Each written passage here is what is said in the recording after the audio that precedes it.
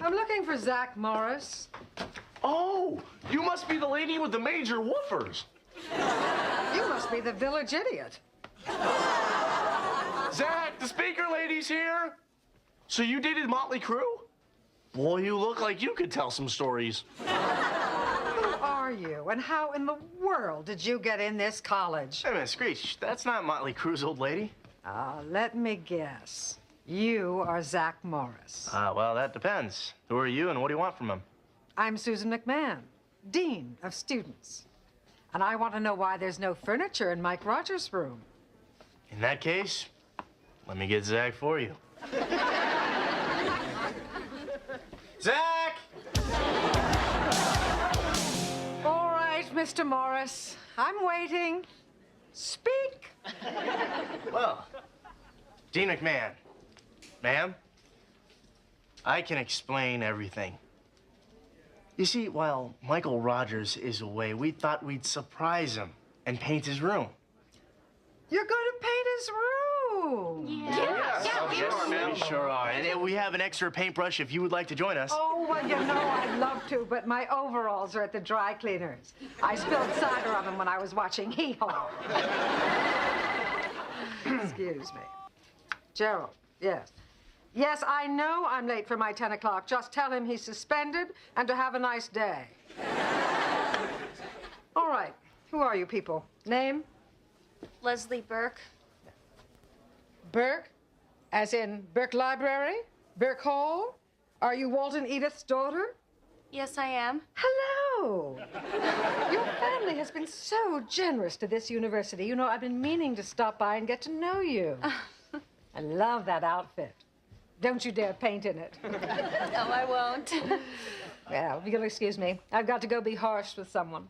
Mr. Morris, I don't believe a word of your story. I've met a million guys like you who don't realize what a privilege it is to be at this university.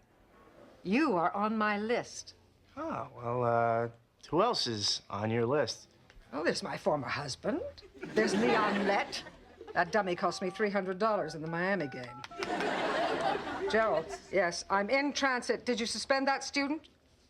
Did he cry? Good.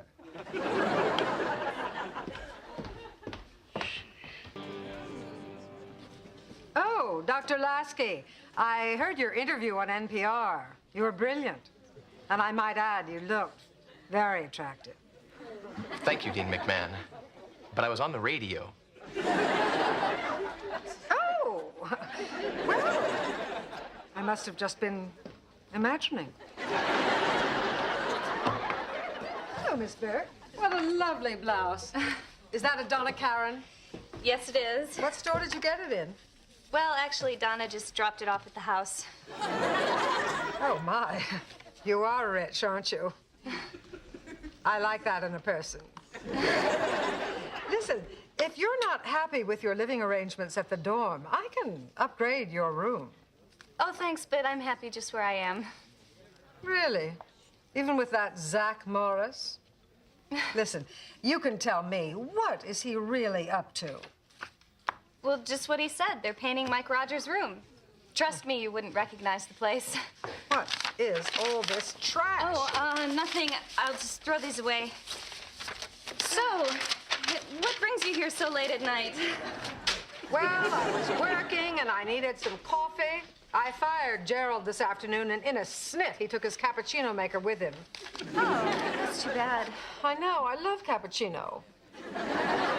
No, I mean about Gerald. Did he work for you long? 2 years. Of course, he's been my son for 27. You fired your son? Well, he was a good worker, but I can't stand the little whiner. He's such a mama's boy. Hey, there's a rave going on over at the Braxton dorm. A rave? Leslie, how dare you cover for Zach Morris? If your family hadn't endowed this university with $11 million, you would be in a lot of trouble, little lady. Unfortunately for Mr. Morris, his family hasn't given us bupkis. Mr. Morris? Don't even think about it.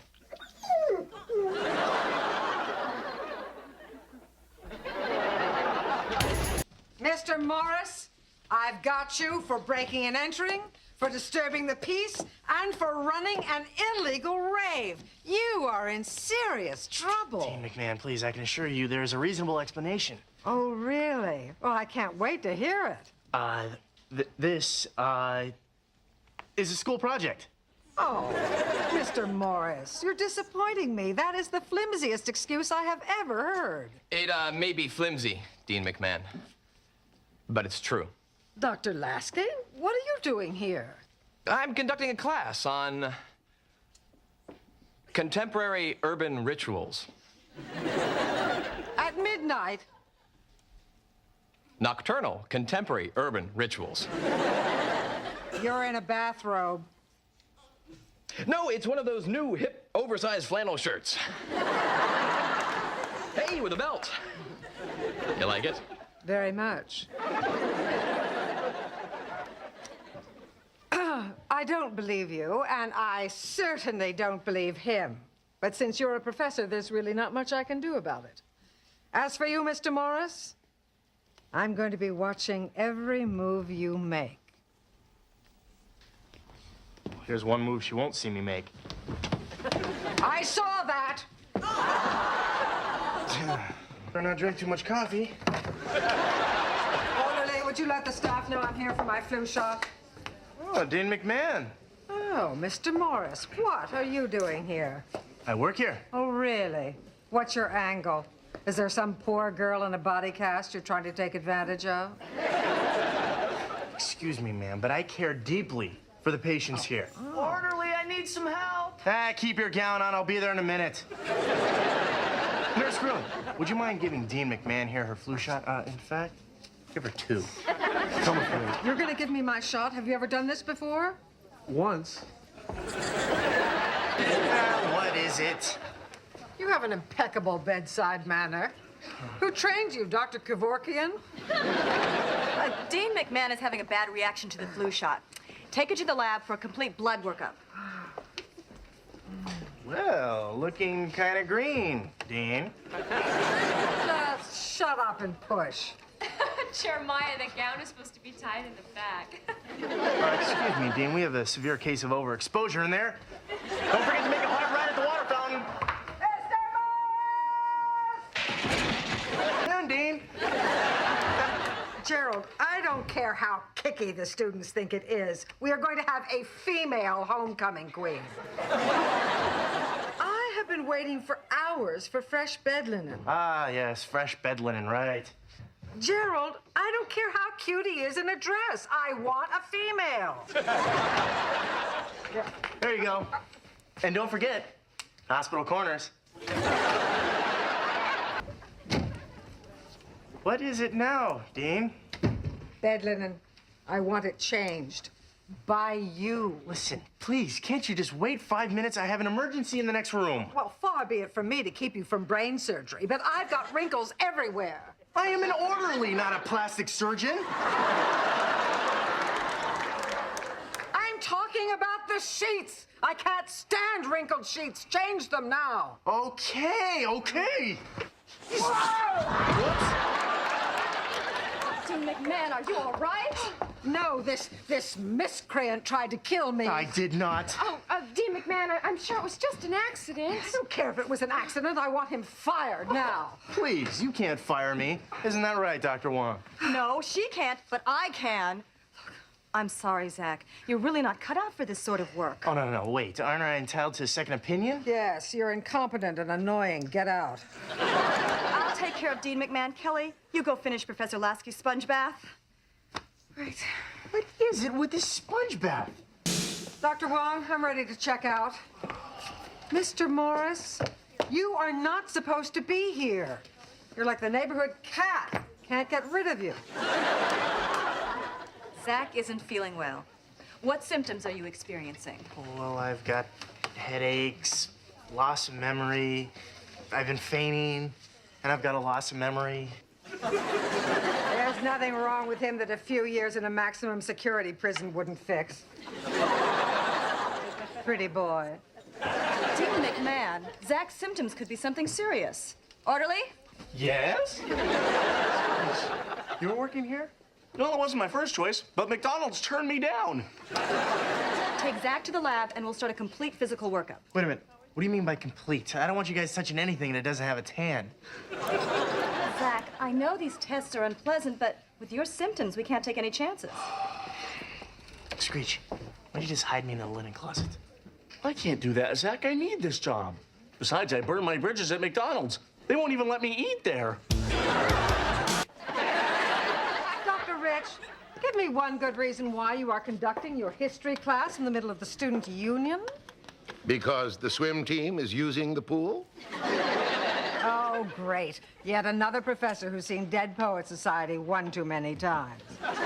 Listen, tomorrow, you better be where you're supposed to be. Okay, but tomorrow I'm supposed to be on sabbatical in Egypt. If you want to check up on me, you'd better reserve a Hertz rent-a-camel. No matter how you ride it, it hurts. Yes, Gerald? Yes? Well, did they find out who it was? Listen, someone from the Zeta Kappa mooned me. Now, I want that entire fraternity to report to my office for a lineup. Well,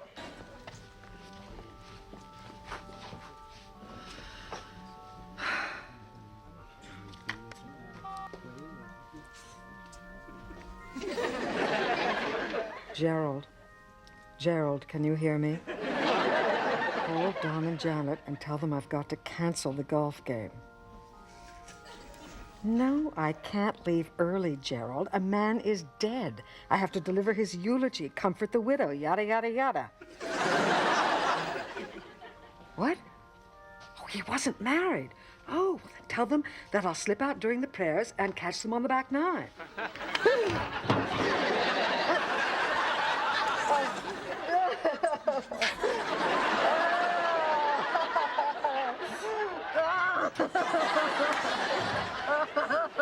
Are you sure you're up to this, Dean McMann? Yes, of course. I'm sorry, Reverend. We are gathered here to pay our last respects to Professor Jonathan Rich. This time, I'd like to ask the Dean of Students, Susan McMann, to step up to the lectern and say a few words.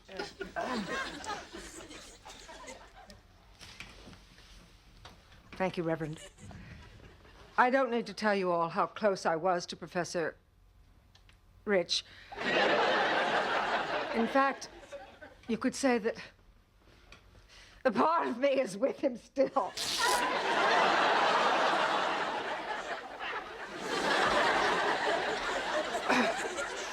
Well, enough tears. We must remember that Professor Rich had a good life. He had a full life. That's not true. Professor Rich never lived a full life. You see, he was just like the rest of us, afraid of taking chances. And you know what? If he were here with us right now, he wouldn't want us to just sit here on a beautiful day like this. He'd want us to do something. Seize the day, celebrate life. I know. Why don't we all just go out in the cemetery and play ultimate frisbee? Oh. Well, I certainly must apologize for this inappropriate outburst. Some people simply have no sense of propriety and decorum.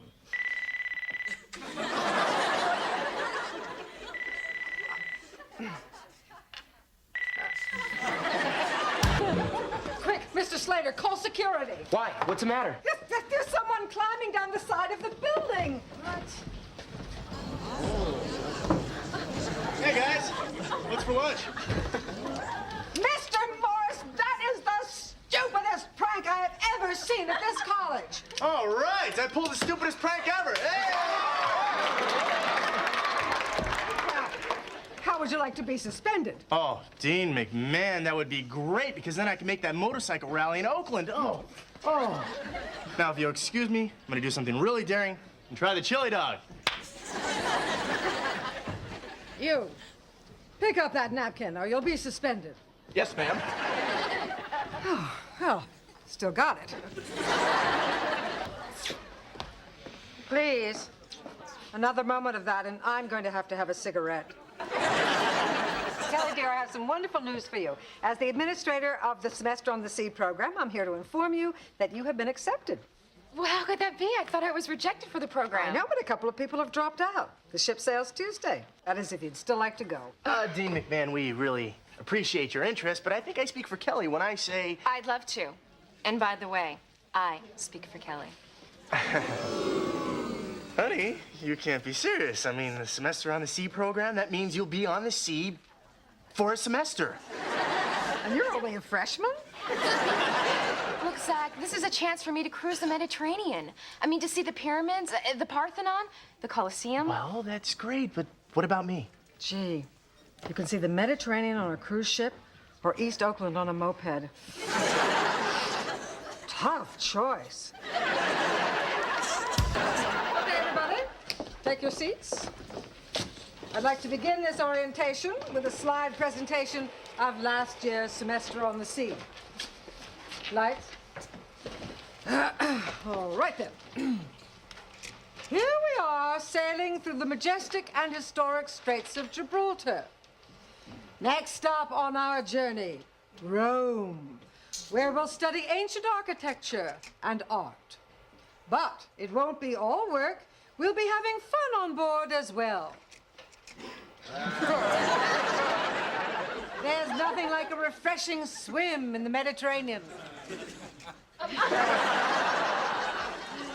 And meeting new, interesting friends.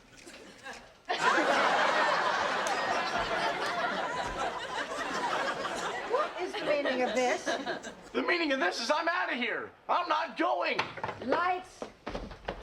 All right, everybody, just take a break while I go through the remainder of these slides. Try to figure out who to fire. Dean McMahon. Oh, it's too bad about Screech, huh? Guess you'll need to find a replacement. Don't tell me. You'd like to fill his spot? I'm sorry. You can't go. Why not? I have the grades and Professor Lasky will recommend me. Yes, but you don't meet the character requirements. What's wrong with my character? You don't have any. Well, that's not fair. I know. It's good to be the dean.